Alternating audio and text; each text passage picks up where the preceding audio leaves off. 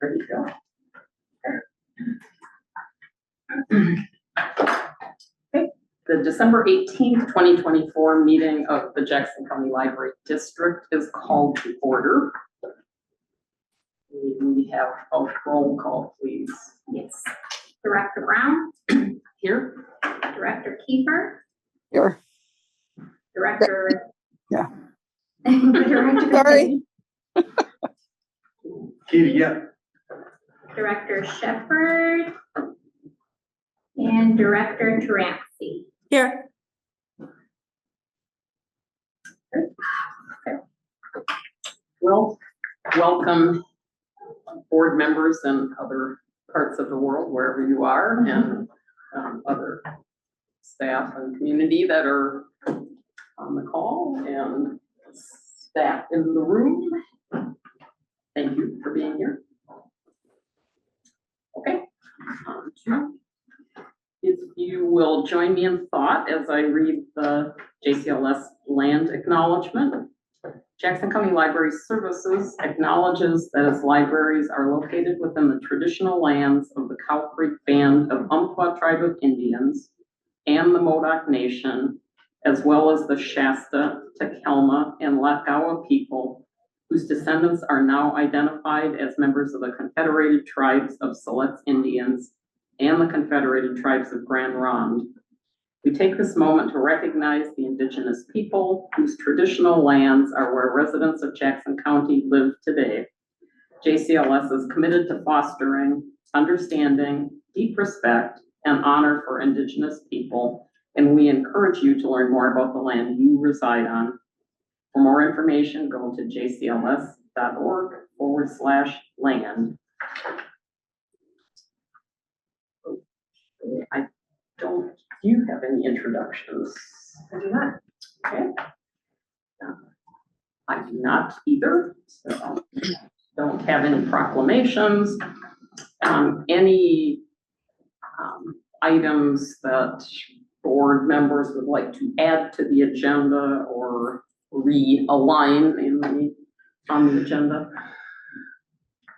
I do have one to remove the landscaping contract that is not ready for us to approve at this point. Oh, Item number 7.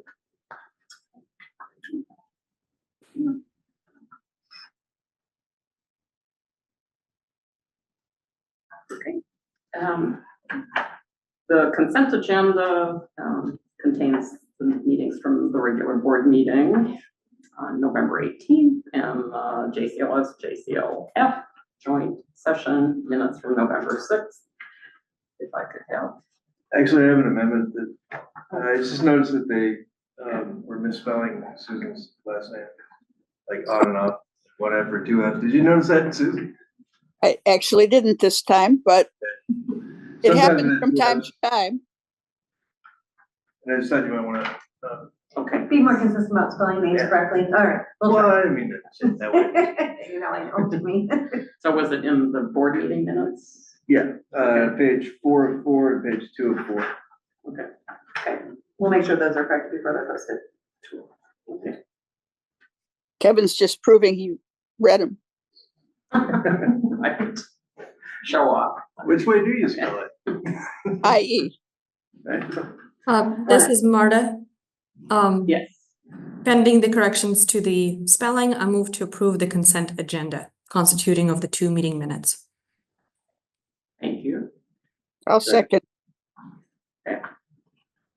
Okay, we have a motion and a second to approve the consent agenda. All in favor, say aye. Yes, raise your hand. Oh, okay, Aye. approved. Okay, did we have somebody take a peek and see if we have anybody signed in? I don't see any. Don't see anybody, okay. Okay, and Let me turn that off. Thanks, Bryn. Sorry, I'm trying to be incognito. okay, and I don't see anybody on the screen. Is there anybody on screen that wish to speak at this time? believe everyone online is on staff. Okay. Doesn't mean they can't speak, but I recognize That's true, them all. that's true. That's true. Okay. Yes, having gotten through that bit of business, it's on to the library director's report. Thanks. Very nice. And I would like to invite Lauren Arnold, our manager of collection development, to come forward. She is going to unveil the mysteries of reading. Great, I have a presentation here, let's see. Sharing permission, thank you so much. Two.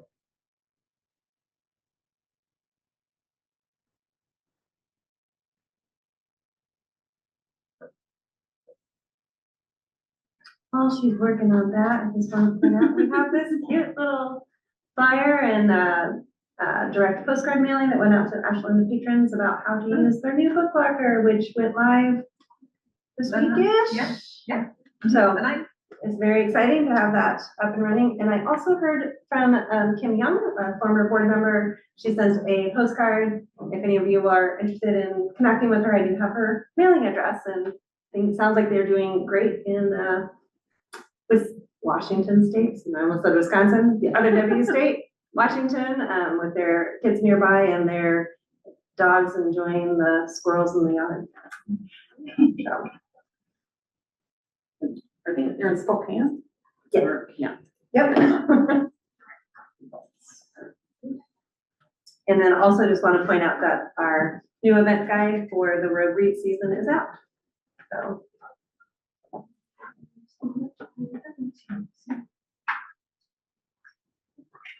Installer.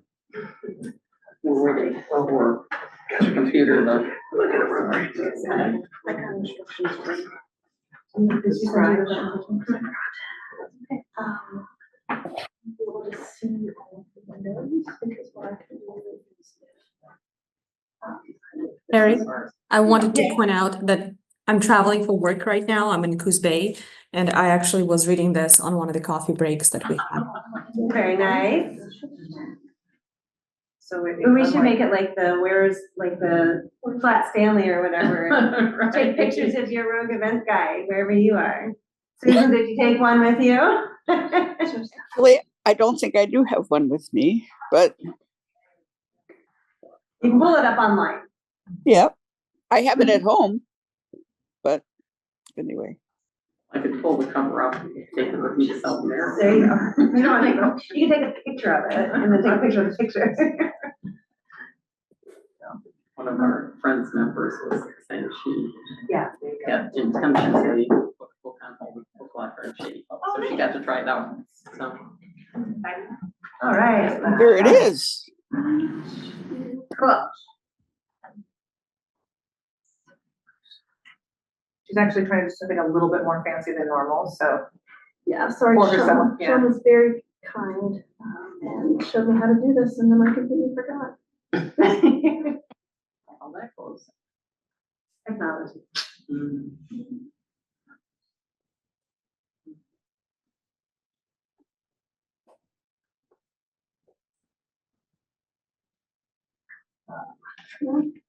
My worst nightmare is coming true, so. Talk amongst yourselves. Are there any other questions or comments about anything in the written director's report? There's, as always, a lot going on, so. Confirm your speaking language, yes. Zoom always wants to. Anyway, as I said, a lot going on. A lot of fun stuff.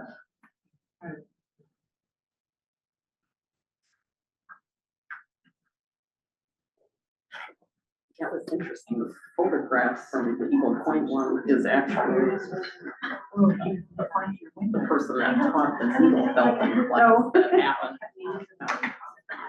I had a question. Right after that. The dark van, Yeah. so we are putting actual library books on there, or can they reserve them and then have them delivered to them? So what we put on is we've taken basically an overflow collection from our regular collection, which is if we've had, multiple copies of a bestseller, we're getting ready to get rid of some of those. We're using those as an overflow collection on the dark van, and I can, check them out from the van. And if they don't come back, there's less concern about that because they're getting weeded out of the collection anyway. I was thinking you could just, the Friends would have tons of books for you guys. We're trying You can something just get manageable that's already in the system, so it's kind of a test thing too, to see if that works, and then we'll see what happens after the test cycle in terms of other opportunities. We have on that van had other like courtesy materials and giveaways. And so this is a way to Is there kind that of much extend the storage? life. Like how many books? It's not a very large collection. There's not a lot of space on there. It's Right. meant to be a technology van, not a bookmobile, so this is Not a kind of book. a hybrid. I thought it would be a great idea.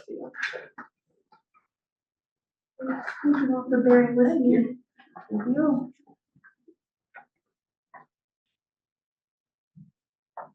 So again, this is Lauren, Faculty Development Manager. Yeah, so hi, my name is Lauren Arnold. I'm the Collection Development Manager. And I'm going to talk with you today about a specific aspect of collection maintenance, reading, its role, and how it's done.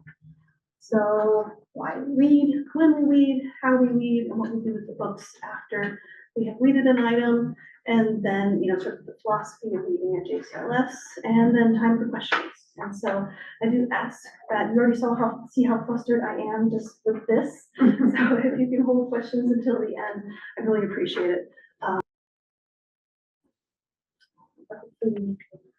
There's space on the printouts for that too, because I know sometimes you just need to write it down and you get it.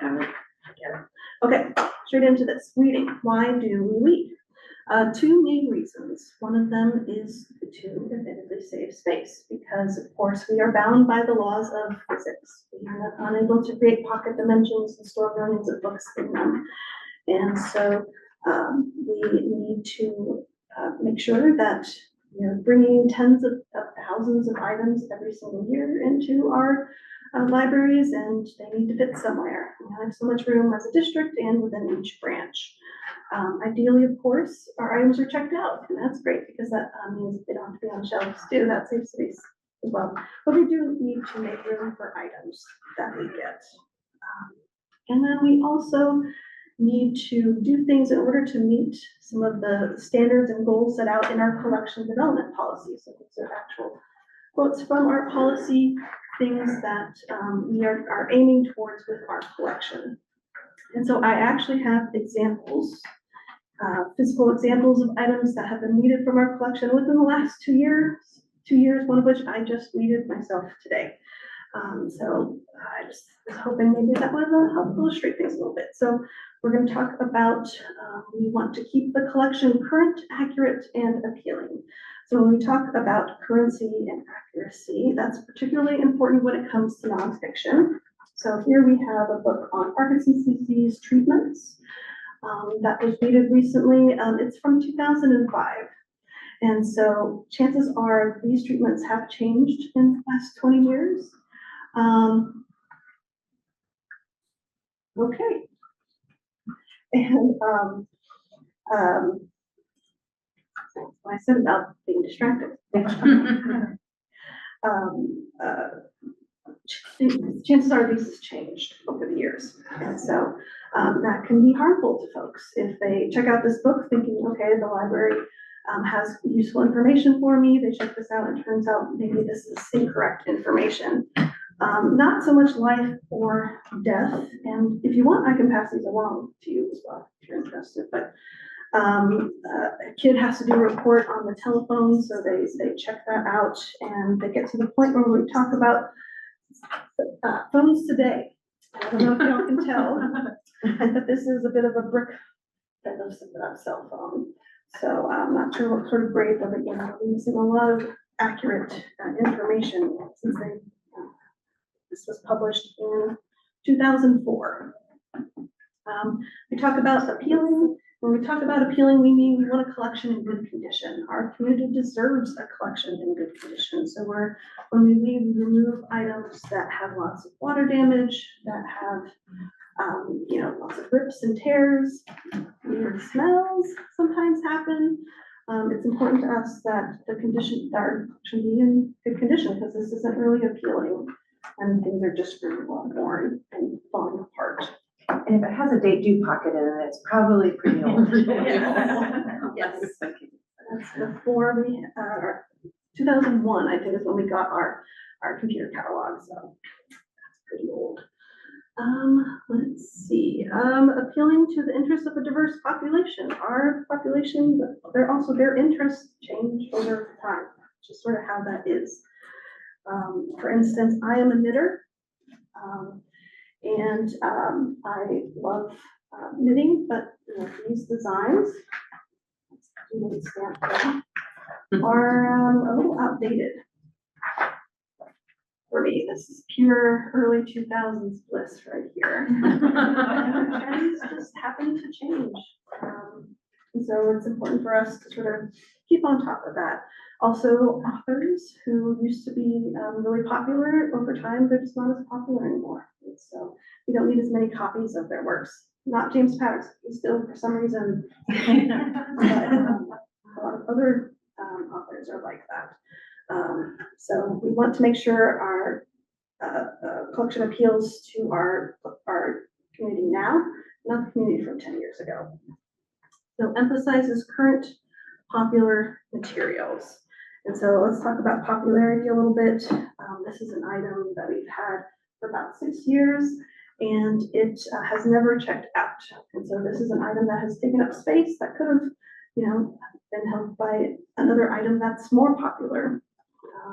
And so we also come to a point with a really popular title where it's just that initial push has been met. We filled all those holds, and now we just have more copies than demand suggests we should have, and so we need to get rid of those. Extra copies so that the actual quantity meets demand. And of course, we want to keep those really popular materials like One Piece. This one is a copy from 2008. I have withdrawn it, but I have purchased a bunch of new copies because it is popular. And so we do, of course, replace those popular items. We talk about we need a core collection of enduring works in local history. So first off the bat, local history is not touched when it comes to reading. That's something if it's on tradition or a location doesn't have room for it, they just send it to collection development so that we can handle that later. But in the meantime, other enduring works, we of course want to make sure we have. But the thing is that the content may be enduring, but physically they may not be as much. So for instance, this is Lisa May Alcott's Joe's Boys for kids. And as you can tell, this is not a cover that would very much appeal to a kid. So what we did is we got a new version. So we replaced it with one that has a much more appealing cover, and this is circulating well.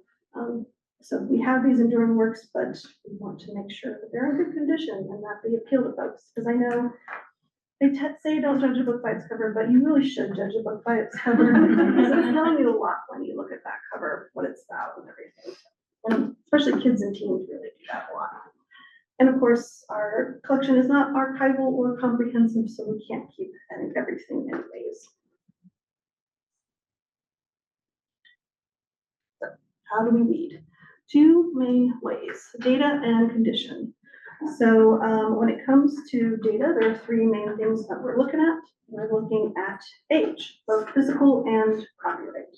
So copyright is important for those nonfiction items. So that medical text here, ideally we would have kept it for about 5 years, usually after it's been published, not the 20 years that we did end up keeping it. But also when it comes to physical age, once an item starts to become like 10 years old, that's usually a sign that we can already tell, okay, this is going to be worn out. This is something that needs to be looked at and evaluated just to see if it is. In fact, if it's not, chances are it's not popular. And that sort of goes into Circulation. So when did the item last circulate and how often does it circulate? These items, we only have so much shelf space, they need to earn their place. It's really important that they do so. In general, we're looking at a maximum of 3 years with no circulation.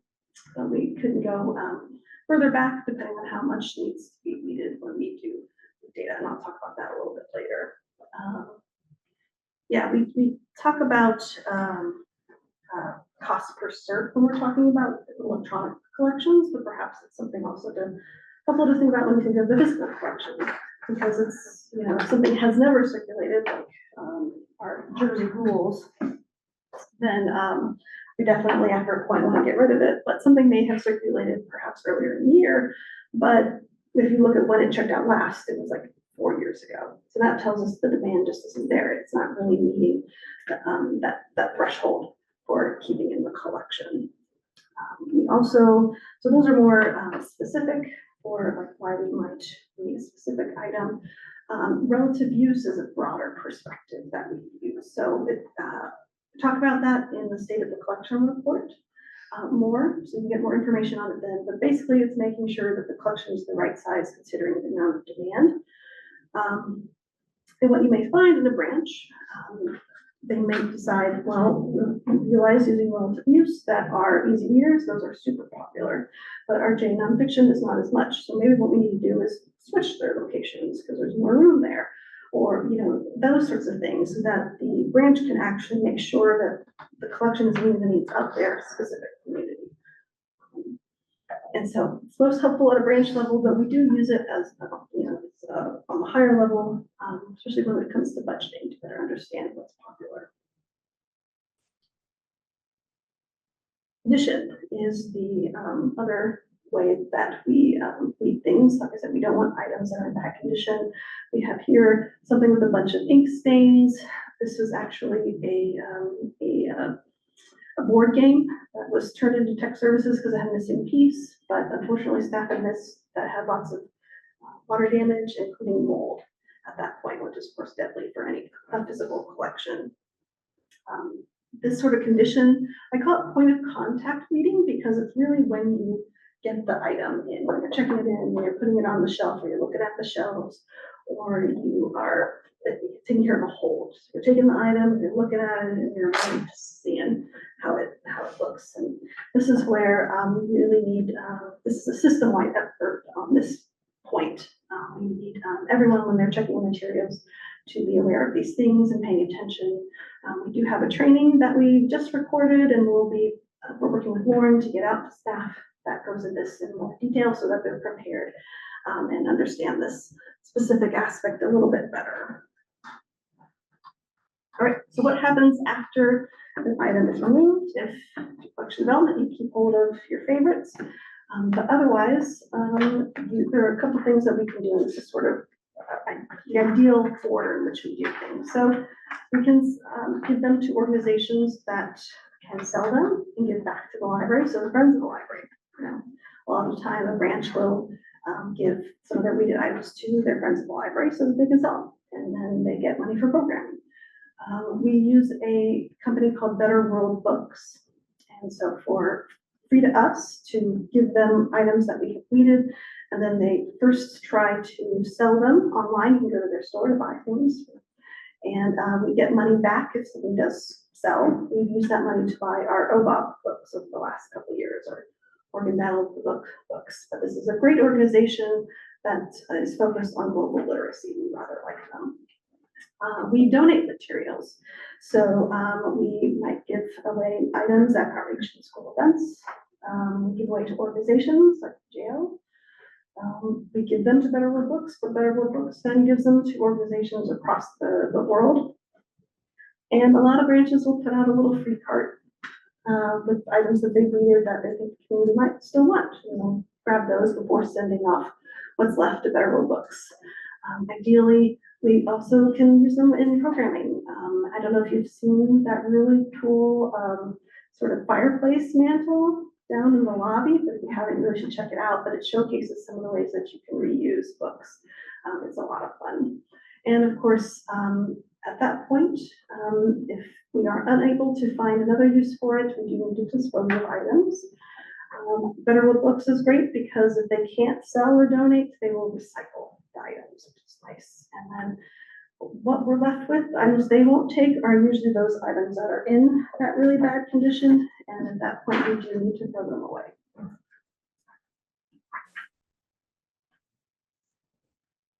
All right, so let's talk about weeding at JCLS. What's our goal? Our goal at JCLS right now is to make weeding just sort of business as usual.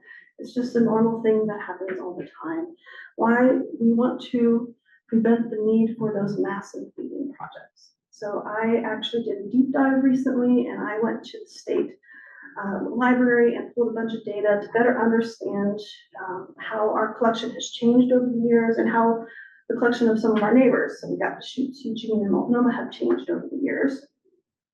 Regina would feel bad if I didn't mention we don't have data for 2012 because the data is a little weird, so we're not touching that. But she very kindly made this graph, and what it shows is how the collection has changed from fiscal year to fiscal year. For us, we have two major periods of time when this has happened. So first was in 2011. And we're pretty sure, based on talking with folks who've been here for a while, that that's because that's when we started floating the collection. And so items were coming from like Medford to Butte Falls, but they were staying there. And so it was hard to find room for things. And so that's probably what was going on there. And then, so we sort of kept our amount of reading pretty, regular. Not surprising considering, financial issues and things like that. But eventually it got to the point where books were being stacked on top of each other on shelves too deep. And at the end, we needed to do a massive reading project. And so that's what happened in fiscal year 2019. But that's not what we want. We want our collection to be relatively stable, to be closer to what Multnomah is like. And less like Deschutes has been over the years. As you can see, they've done a lot of massive reading projects as well. Really just be in a good place where items, come and go. Our collection's in good condition. Things that are brand new today will eventually get old and need to be removed. And that's just normal. But to really even things out. And we also want to make sure we want to increase confidence in our collection. We're actually engaging in a nonfiction refresh starting in January. That's connected to the reading schedule I'm going to talk about in the next slide. But basically, Alicia and Monica are already putting together carts for all ages nonfiction, and we are just systematically going to be buying a bunch of brand new nonfiction books or relatively new nonfiction books. And this is, like I said, part one-on-one with the reading schedule, but we really want to get our collection more up to date. And we have special funds for that, and we're really excited.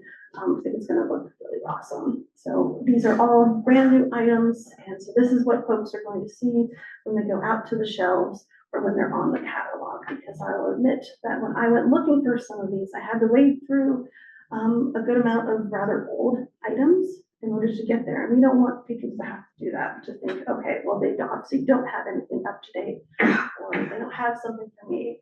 Right away, they're seeing we have some great stuff for them. These are from 2024 or 2023. Okay, so how are we meeting our goal? So we are focusing on that point of contact meeting, of course.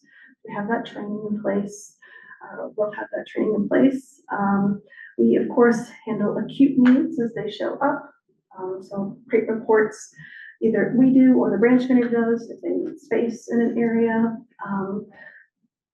Moving collections, this is when, I don't know if you're aware, Butte Falls somewhat recently looked at their relative use and went, oh my gosh, we need to really focus on our kids. That's what our community is made up of. We need to really support them. And so they decided to move the picture books over to the side where the adult stuff was, and move the adult fiction over to where the picture books were. They did need to do reading in order to have that fit, but it was a great decision because their numbers have spiked and their community can now use the space in a way that's really great for that community, of course, with some help from facilities moving things and taking things out, of course. Yes. But yeah. And then of course we have the reading schedule. So all those things are really branch specific, but we want to take a targeted and systematic approach to reading. And do it district wide. So the reading schedule is basically over the course of next year, and this is something that will repeat over and over again. Certain collections will be looked at certain times throughout the year. We will be creating reports based off of the specific criteria related to that collection. So medical books, probably no more than 5 years old. We'll be looking at things like when was the last time it circulated, that sort of thing. And then we'll send those reports to the branches, and then they will read those items. And for the nonfiction areas, at that point, they should be getting their new materials, that refresh materials there. So I guess just the point I want to make very clear is that this is a marathon, it's not a race. So this is something that's really long-term for us, a long-term goal. So we've just created that training. We'll continue to educate and support staff in this. The reading schedule is long-term, it's over the course of a year, it's every year. And of course, we are creating the reports now that we're going to use for the schedule, but I have a feeling once we get in there, we're going to have to maybe relax some of our standards at first, just because we know that we can't remove every single item from the collection, just because they don't meet our exacting standards. And so we will be able to then next year, get a little closer to the ideal, and the next year a little closer after that. So yeah, so just wanted to make that clear for sure. And then I also, if you are incredibly interested in reading, I just wanted to point out this is a collection development copy, you can't have this, but in the collection, we have a book called The Reading Handbook, a shelf-by-shelf guide. If you really want to get into the weeds, and this really does, it's a great resource that we have that really goes into sort of the standards and things that are looked at and how libraries, handle reading. Okay. I know that was more than 15 minutes, I apologize. What questions do y'all have? I just one quick question in the presentation. So the individual staff person that's sorting books as they've been returned and identifies something that needs to be removed. I mean, and would their first thing, if it's being withdrawn, the first thing would be to offer it to the friends or whomever. And then if it's going to go someplace else, do they get sent back here, or since we've got a whole bunch of branches? Good question. So that's technical services right there and Oh. careers.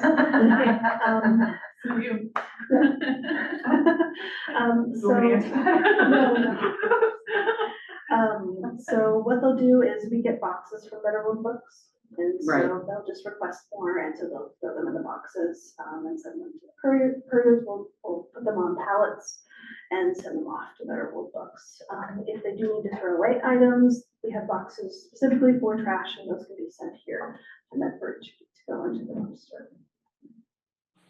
One thing I didn't think to mention is when folks are withdrawing, we're also counting on folks to be thinking about the item that they just withdrew and think, oh, I think this is something that actually should probably still be in the collection. They're looking at it and saying, well, obviously I need to get rid of it, but maybe we should buy a replacement. And so we do have processes in place for folks to actually let us know. It's also really helpful for folks to notice, okay, we have subject needs, or, we don't have enough books on this subject, so they can let us know about that as well. Martha has a question online. Yes, Lauren, thank you for your presentation. Are you and your team behind the State of the Collection 2024 report? Yes. First of all, compliments to the chef. It's a really great report. I really enjoyed going through it. Really good combination of tables, and there's a graph in there. Can I please, just out of curiosity, because I love everything about the report, ask for the legend for some of the codes? Because when it said SPYAFIC, I figured it's like spy adult fiction. But then we get into like some of the CDs and something special. Just if there is a legend, I would love to see it out of curiosity, just so I can know what those codes are. But otherwise, great report. I figured out most of it. Yeah, sorry, I didn't even think about that, when we created that. Well, probably most of the library audience would be familiar with. Yeah. Abbreviations. Yeah. And that report was emailed to the board members on Monday, so it should be in your, Yeah. That's great. So how many books do you buy? Did you say tens of thousands a year?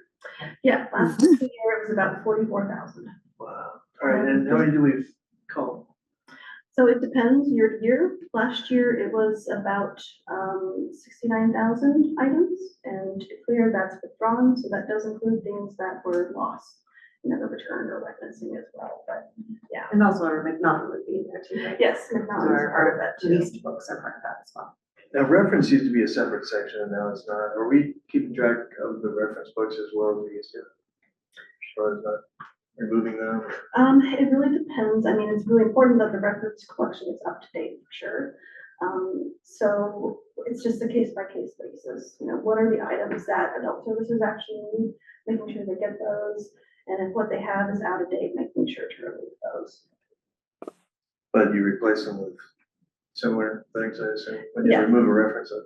Yeah, when it makes sense, we will definitely do that. Sometimes, of course, an item, it just isn't a good resource like the internet, but one of our databases may be better. It really depends. Sure. On that, the chart, did I read that right? Like 40% of the collection was lost? Is that in 2019? I believe It that. was a little bit hard to read from here, but, Yeah, I believe that's the case, yes. It was a big and chunk. there were about 5 years where that number was over like 30%. Well, that's compared to how many items were removed compared to the year before, so it's a, Well, can we it's a bring- relative, right? Am I interpreting that right, Lauren? Yes, That it's not that 40% of the collection was weeded, it's that 40% more items than the prior year were weeded. That's the way I read Yeah, this. in comparison to. previous. Okay, so let's look at it. 2019, you've got a number that's 40% roughly, right? That means 40% more books were lost or withdrawn than last year. Than the year prior to that. yeah, Okay. so basically we looked at how much was in the collection the previous year, how much was in the next year, and just sort of basically looked at percentages.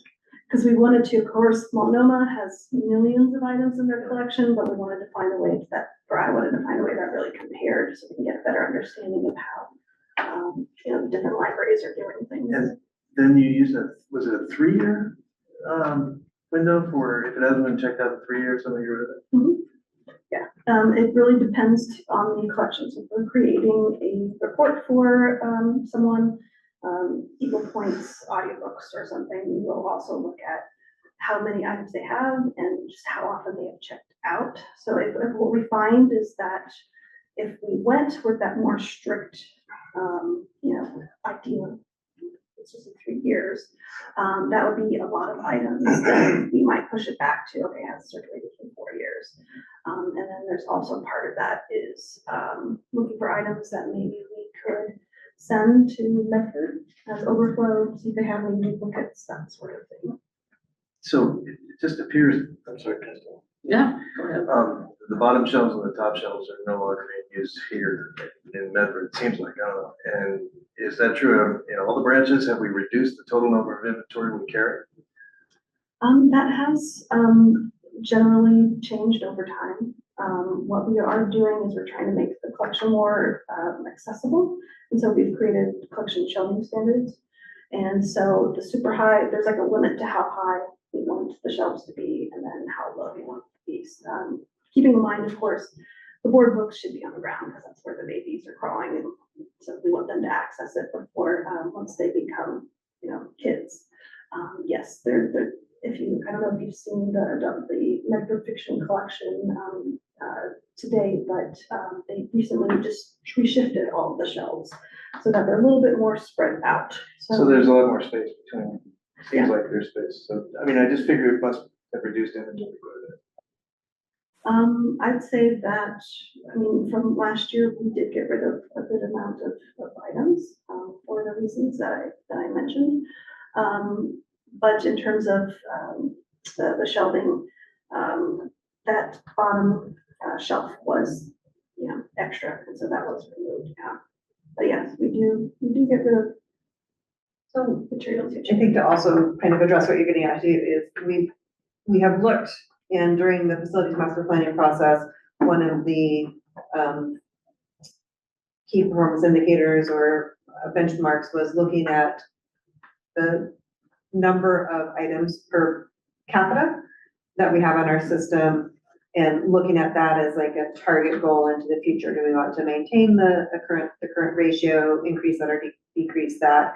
And so our collection has increased and decreased a little bit over the last several years, holding steady between 350 and 450,000 items. And so I recognize that's 100,000 fluctuation, but that's kind of that sweet spot that we've been finding. And you know, when the system shut down in 2007 and we reopened, we said, well, at least we have lots of books on the shelves. That's not always an indicator of how much it will circulate. So one of the components we're looking at is that turnover rate, or that relative use, that ratio of items on the shelf to how much they're circulated. So we're trying to find that sweet spot of having the collection that appeals to folks in a visually appealing way, that they will be like, ooh, I want to take those with me. So that's part of that magic formula as well. And we also have to recognize the role that digital circulation and digital copies are playing into our physical world. And again, comparing us to other library systems, there are many systems who have said they are reducing the size of their physical collection so that they have resources to spend on their virtual collection, because we have a limited pot of money for the collection. If digital circulation is continuing to increase and we need to meet that demand, we may need to reduce some of our physical collection. So all of that is part of that magic formula. I mean, the short answer is yes, our collection size has shrunk in the last couple of years. And that's why, as Lauren mentioned, we are using some of the Holbrook funds to help build, fill holes in the collection as we're doing these weeding projects, so that we're not, so we have an opportunity to keep that shelving ratio, or that the number of items in our collection ratio in that ideal sweet spot.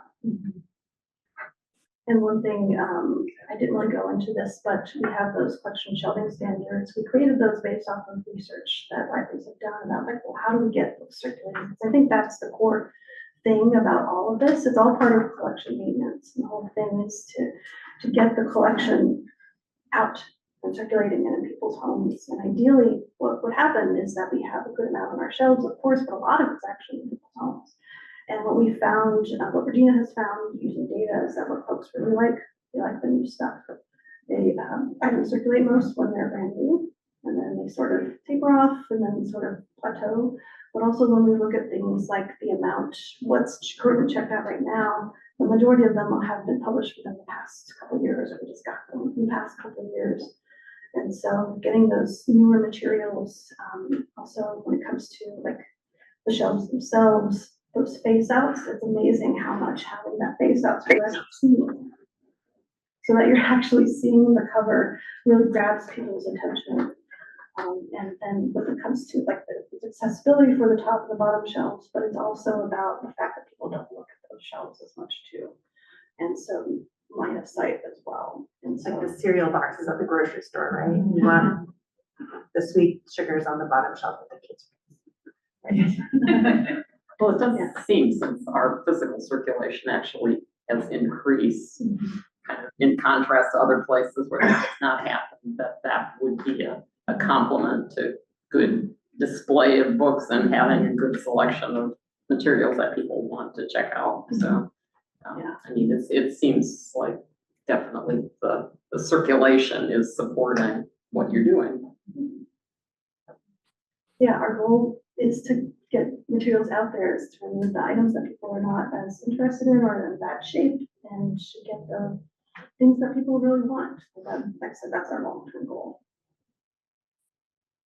Well, thank you. I want to thank Lauren for putting together this presentation, for the training that she and her team did with our staff, and putting together the weeding schedule for the next year. I think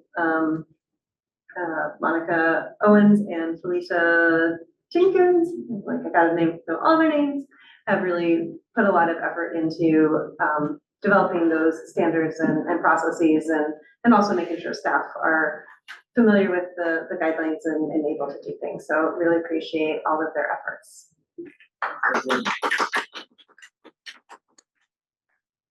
It's a below subject. I liked the visual aids. Yes, definitely. There's always more examples, unfortunately. Some pretty crazy ones. I want that red book, really.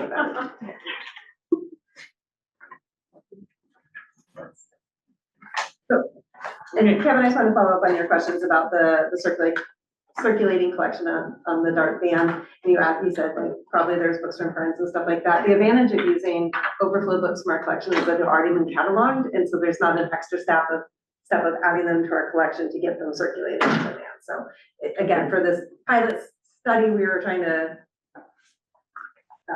keep the steps as simple as possible. Sure. Yeah. Thanks. And I would just make a quick comment, since it was noted in here that this was the first in-house produced event guide.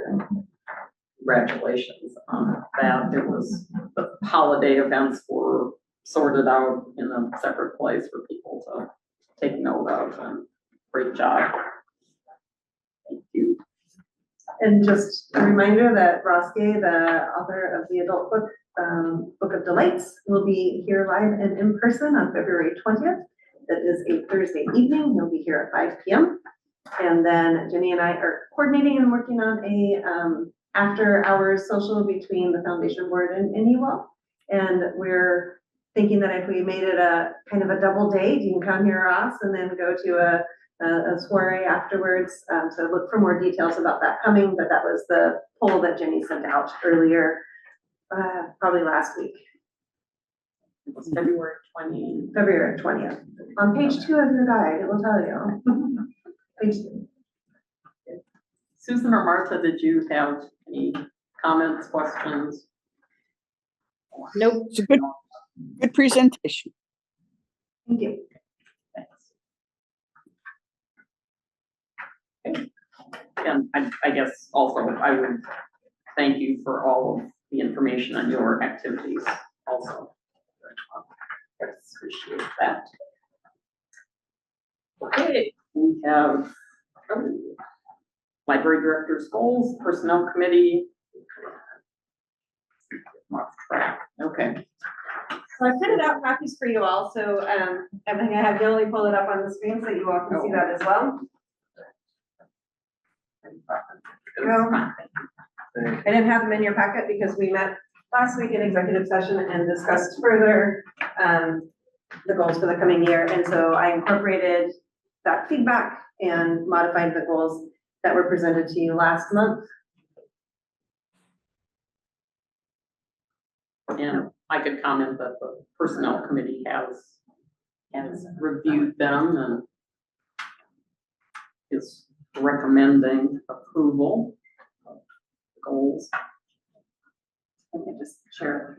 Question, Carrie, Yes, ma'am. the thing or the document you just distributed to those who are in the room, is it the same document you sent to the personnel committee earlier this week? Yes. Okay, perfect. Thank you. I have it. And then zoom a little larger.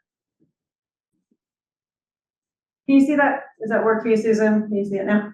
Yeah. Okay.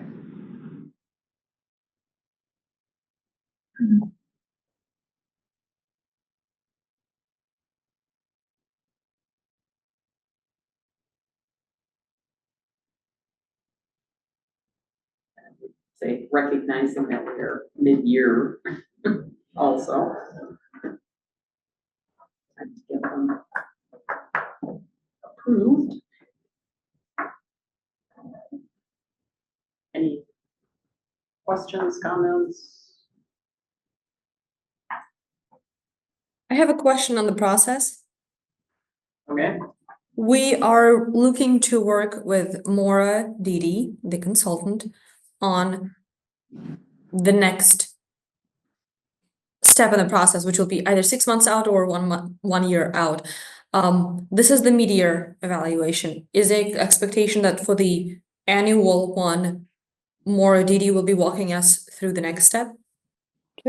This is actually my annual goals, which were supposed to be drafted and adopted in August, and they were not. So per my contract, my goals for the fiscal year are mutually agreed upon between the library board and myself.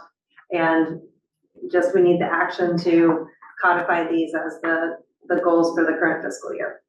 Gotcha. So when we say mid-year, we're just implying and we're referring to us just being behind in the process. This does not take place of mid-year goals. Correct. So these are the annual goals, and that's part of why these were framed this way, is because I was reflecting on the year as a whole and projects that I have already started making progress on, so that when we're evaluating this at the end of the year, it is for progress in these goal areas over the course of the whole year, fiscal year. Cool. It's hard to talk about this at year end. And Maura will, of course, have these goals available to her as part of the rest of that process. So, I think what we're looking for at this point, if there aren't any further questions, is a motion to approve.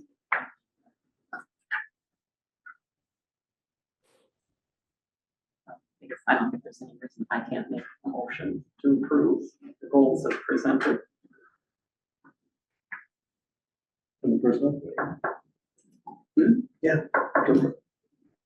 Okay, so So I it is moved? am moving, yes, that we approve the library director's goals as presented.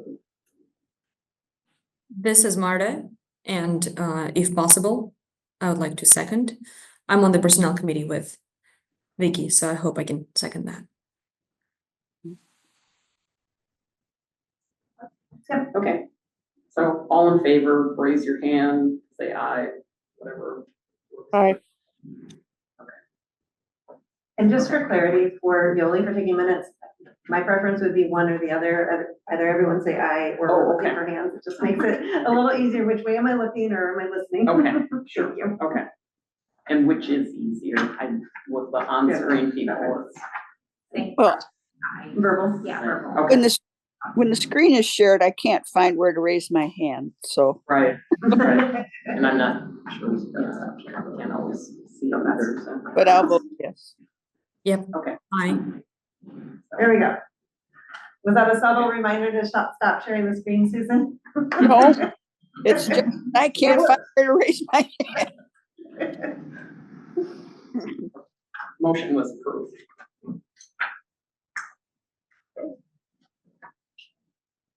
Okay, now we are on policies, vehicle fleet policy and security camera policy.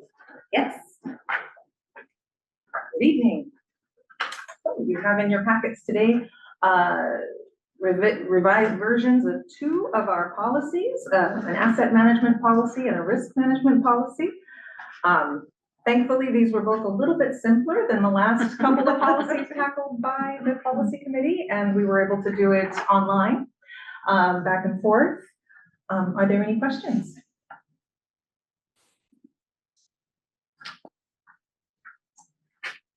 I have no problem with the vehicle policy in general. Do we have any kind of policy encouraging purchase of hybrid over gas powered vehicles? We do not. That was not mentioned in the policy. I would like to comment. Kevin, you will see that in the policy, the library says that it will be guided by the public sector guide on vehicle and fleet purchases that the state agency puts out every year. So I think as that document gets updated, it may have some guidances, but I didn't see that in the document. Sort of my question, actually. That's an Right. interesting point. Yeah, I saw that, and it just says that when purchasing vehicles, adhere to the buyer's guide. To adhere to the recommendation, are they recommendations in the buyer's guide, or? I assumed that was just for like, what options, how much to pay, that kind of thing, not whether to buy gas or hybrid. I'm gonna refer to my partner over here who does that. Or fuel efficiency or. Crystal, you might come in. Yeah. Yeah, I mean, I can't remember what's sitting on. That was a very dirty chair. So, like, it is, try to not give like a really long exhaustive answer. We knew we wanted to be, right now, we just purchased new courier vans. In fact, we get to go pick up one more on Friday. We knew we wanted something similar to what we already had. We knew we needed it to drive so many miles per week. I actually did discuss whether or not to do an electric vehicle, but it just wasn't for the amount of miles and the weight of the vehicles, it just didn't work. So the buyer's guide basically just has a bunch of vehicles. You look through it and you go, okay, this is the type of vehicle I need, and here's the good price. They're not telling us what to buy. Yeah, it's a decision that we make based on, what we need. But yeah, I did discuss that with. Are they about twice as much as gas powered, do you remember from? I don't. Okay. I don't. So just to clarify, in that buyer's guide, they're actually listing like, here's the vehicles that are. Yeah. They're basically like on a state contract Yeah. for vehicles. Here are And so the- we, instead of having. Here are the Ford Transits. Right. And where you can get them. And then it'll list, like the state of Oregon. We actually got ours locally because they had them here at Butler. So, yeah. No, that's what I was hoping for. Yeah. It just gives you a menu and you just choose from it. Yes. All right, good, thanks. So I guess to answer your question more in a different way, we don't not consider hybrid Yeah. or electric when we're considering all the criteria for a vehicle. But we haven't yet listed it as a preference or a, leaning that direction. And I think because we purchased vehicles for multiple years, high mileage on most of our vehicles, it is a factor we consider with those purchases. And so far have decided not to go hybrid. Good, well, I just want to make sure we were maintaining the decision making here. Okay, thank you, that's great. Excellent, thanks. Just kidding.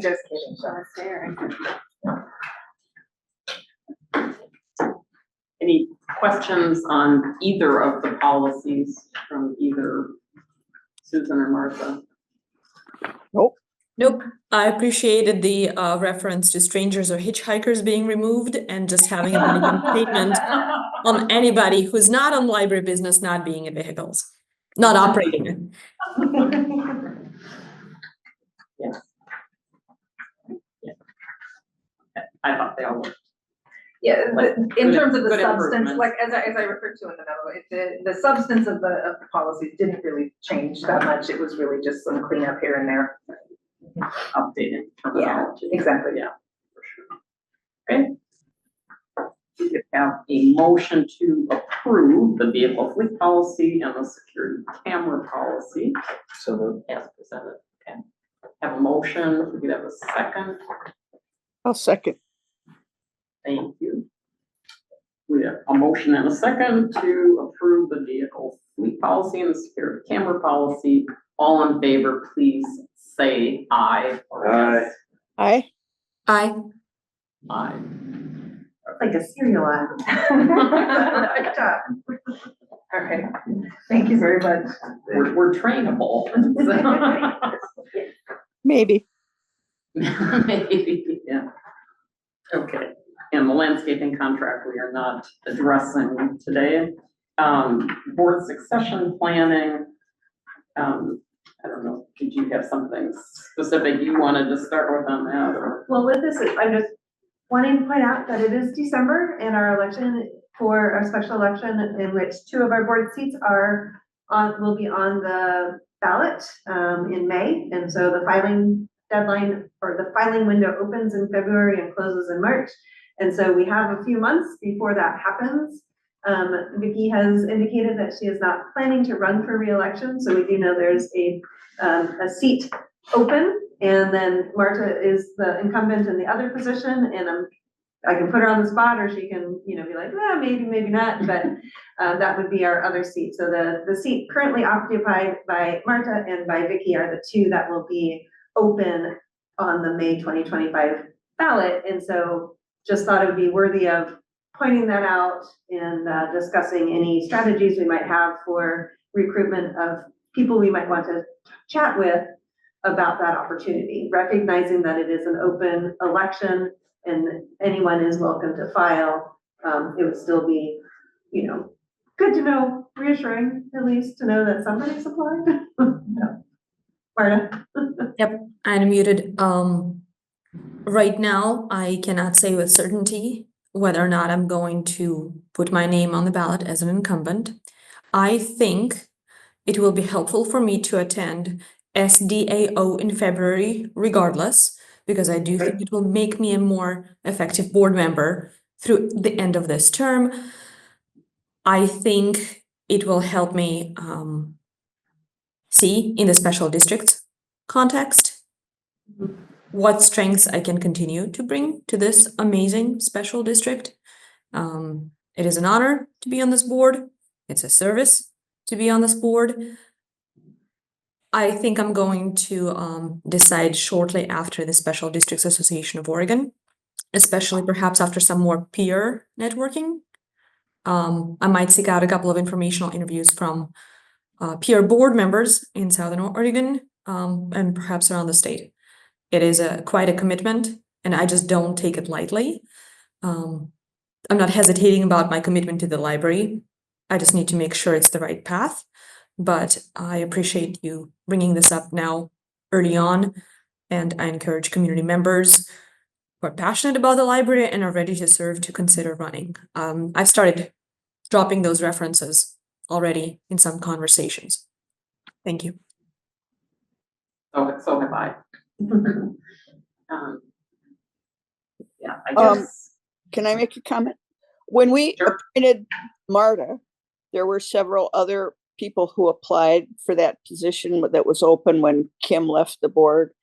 And there, I think I would be leaning in the direction of contacting most of those folks and pointing out that there was an open election coming up and encouraging them, because several of those people were quite well qualified and people who I think would welcome to our board.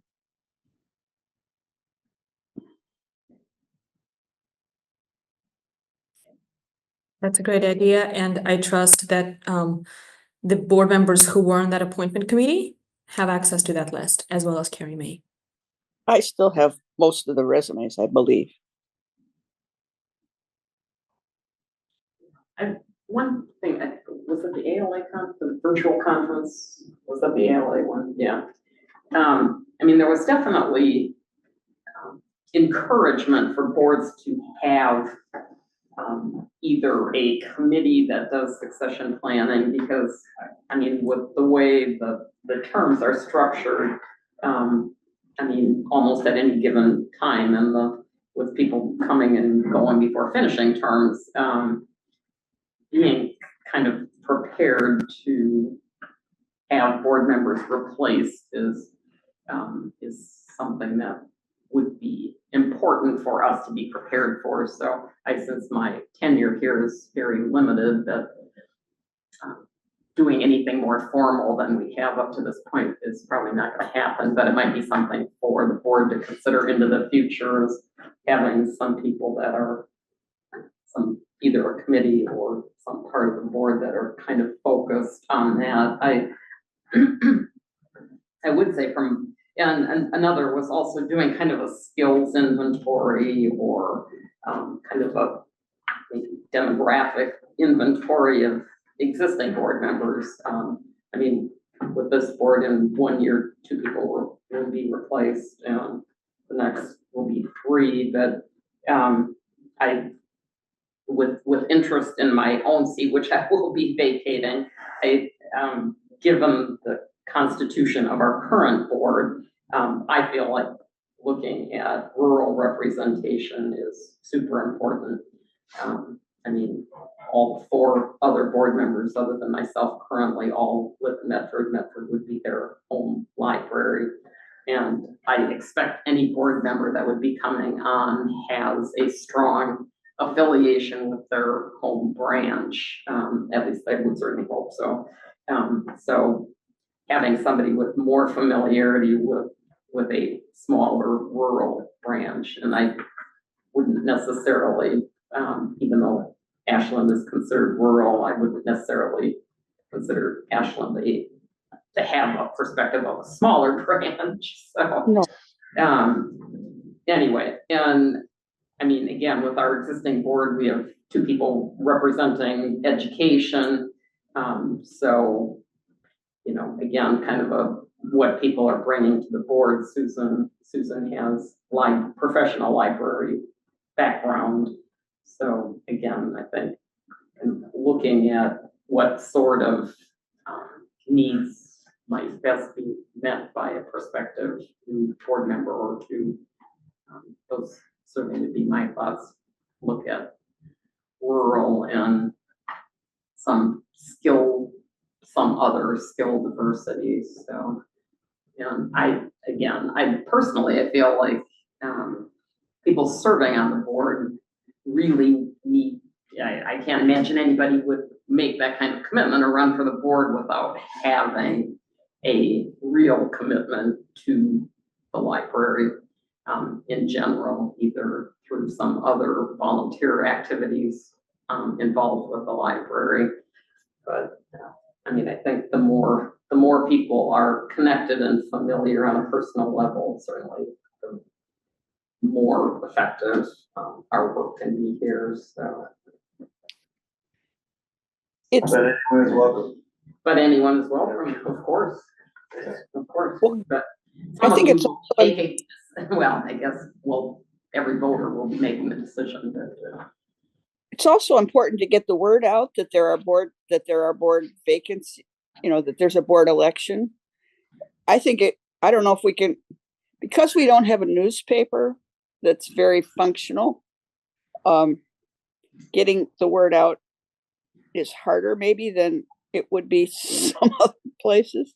So I don't know if we could post something on our website that might have more information about what the commitment looks like and what we're looking for. I'm not sure how I would word it, but I think figuring out ways to get the word out more would be a good idea, I think. The last election cycle, I believe we did post the board recruitment packet on our website so that people who were interested in running could find that. And I think, you know, it is an open election, so yes, anyone can apply. If any of you are talking to folks who are expressing an interest in running and getting their name on the ballot, and you know them, I would ask that if you're comfortable with that, just scheduling a meeting between the three of us to sit down and just talk about what does the board do, what is our current vision, and just so that we have that conversation. It's not a requirement again, but it's just, that might just be a nice way to help any potential candidates have a good understanding of the responsibilities involved in that, in this commitment.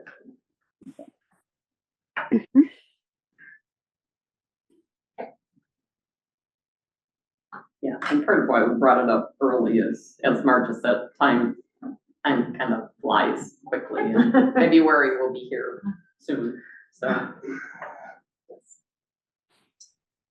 okay. So, On the time commitment, I love these meetings. I prioritize these meetings. I think we all do. Even living less than a mile away from the library, the 2 committee meetings, and very recently one executive session, and an additional bonus, awesome joint meeting with the foundation board. Even living in Medford less than a mile away from the library, the commitment is real. So whether it's considering combining committees to make it less of a bandwidth demand, is something that I would encourage this board right now or going forward to look at, because even for the neighbor, it has been a challenge if someone works a full-time job. So just wanted to put that out there for rural community representatives, especially if they live, you know, not within the urban radius of a couple of miles of the libraries or the library branch. It can be a scheduling challenge. I just want us to have an opportunity to welcome everybody, not just folks who are uniquely positioned to make, sometimes during business hours, sometimes after business hours, meetings that are hybrid, which I do appreciate, obviously being in Coos Bay right now. Right now, your urban dweller fellow board member is still having to do quite a bit of time management to get to the meetings. So it may be more challenging for somebody in a rural context based on even connectivity. They may need to dial in from the library. I don't know, but I thought it was worth pointing out. Yeah.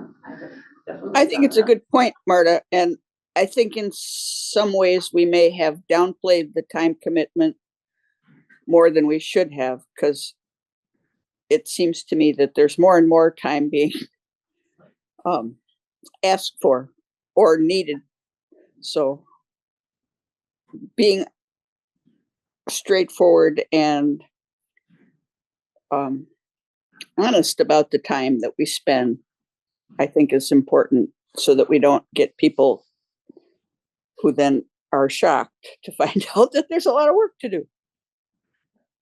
So speaking of that, and this is something Marta has talked about since she joined the board, is if at the end of each month, or bring it to this meeting, if you would let Yoli know how many hours you have volunteered on the library's behalf, so that we can track that. I think that would be good, both for us to be able to include that in our volunteer hours in our annual report, and also to help us be more realistic as we're recruiting or talking with potential board members, is how much time does it take? Because what you didn't mention, Marta, is also the time it takes to read and prepare for either committee or a regular board meeting. So I think that that would be twofold helpful. One is give us a more accurate representation of the volunteer hours that are invested in this library system, as well as painting that more realistic picture for future board members. Put you on the spot today, but if you have the number, yell it out. Don't yell it out. Come up to Yoli afterwards and tell her. Yep. Thank you for mentioning that, and all this to say the district is worth every volunteer hour. And this is not even close to the full-time occupations and commitments that the library staff and folks in the room have. So these are just comments on the board member involvement, but the staff are the real MVPs. Just putting it out there. I think also with Susan's comment, I think the board has also requested additional meetings, and because of a desire to have more input or involvement. So it's not only that the library is putting demands on our time, we're creating our own too. So Well, that's true, but some of it's just about getting more knowledge to do our job better. Anyway, yeah, I agree.